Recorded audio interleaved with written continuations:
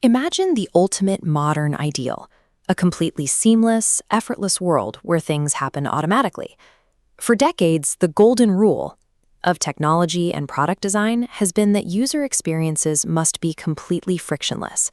Everything from signing up for an app to buying a car should be intuitive, requiring zero active thought. There is a strict biological basis for this. It's known as the law of least work. Given a choice between two paths to a reward, every organism on Earth will naturally favor the path that requires the least amount of energy. Tech companies have spent billions capitalizing on this instinct.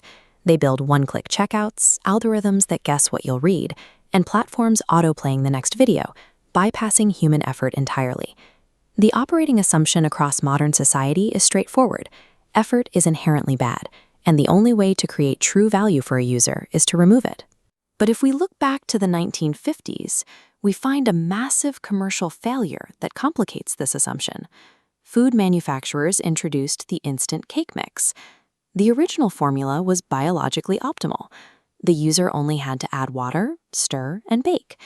It was as easy as physics allowed, yet housewives across America widely rejected it. The extreme convenience created a psychological backlash. The target demographic felt the mixes made baking so frictionless that it devalued their skill and manual labor. To save the product, manufacturers implemented a deeply counterintuitive solution. They removed the powdered egg from the recipe.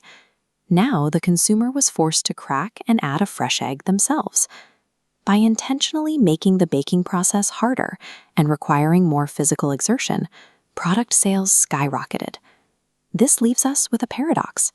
If biological organisms are hardwired to hate exerting energy, why did adding friction make this product significantly more valuable to the user? Behavioral economists have a specific term for this phenomenon. They call it the IKEA Effect. The framework is detailed in a landmark academic study from researchers at Harvard and Duke University, who set out to understand why consumers place disproportionately high value on goods they build themselves. This animated chart illustrates their findings. It compares the perceived value of two identical products. Participants who spent time folding their own origami or assembling their own storage boxes valued those amateurish creations significantly higher than the objectively superior pre-assembled equivalents. The mechanism driving this behavior is a psychological concept called cognitive dissonance. When a person behaves in contradictory ways, like hating manual labor but spending a Saturday assembling a coffee table, it causes intense mental discomfort. To resolve this and avoid feeling foolish for wasting time and energy, our brains subconsciously inflate the value of the resulting product. We convince ourselves the effort was worth it.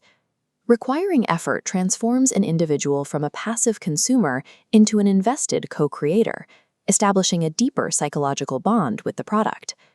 This behavioral paradox extends directly into digital software design. In the digital realm, accidental friction is the enemy. This includes decision paralysis, broken navigation menus, and cognitive overload.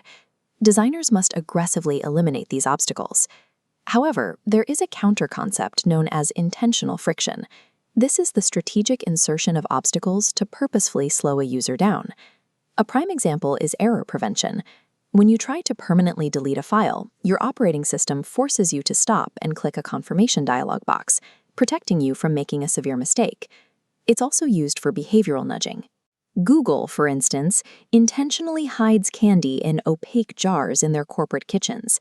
That slight visual barrier naturally guides employees toward healthier snacks stored in plain sight. Companies even use friction for targeting. Snapchat's user interface is famously unintuitive for older adults. That steep learning curve acts as a deliberate barrier, curating and protecting its core demographic of teenagers. Slowing a user down isn't a failure of design. When applied correctly, it acts as a surgical tool to ensure safety, guide choices, and curate communities. There are ethical dangers to this psychology. When intentional friction is weaponized against the user, it becomes what designers call a dark pattern. You encounter dark patterns when a company offers a frictionless one-click subscription to take your money, but intentionally requires you to make a complex phone call during strict business hours to cancel. But the alternative extreme, A completely frictionless world is equally dystopian. Without any barriers, we accidentally execute severe actions, mindlessly consume endless content, and feel zero loyalty to the platforms we use. Good design destroys accidental frustration while fiercely protecting the friction that builds value. Mahatma Gandhi summarized the inherent value of human exertion perfectly. Satisfaction lies in the effort, not in the attainment. Asking users to put a little skin in the game doesn't annoy them. It gives them the efficacy and ownership required to truly care about the products they use.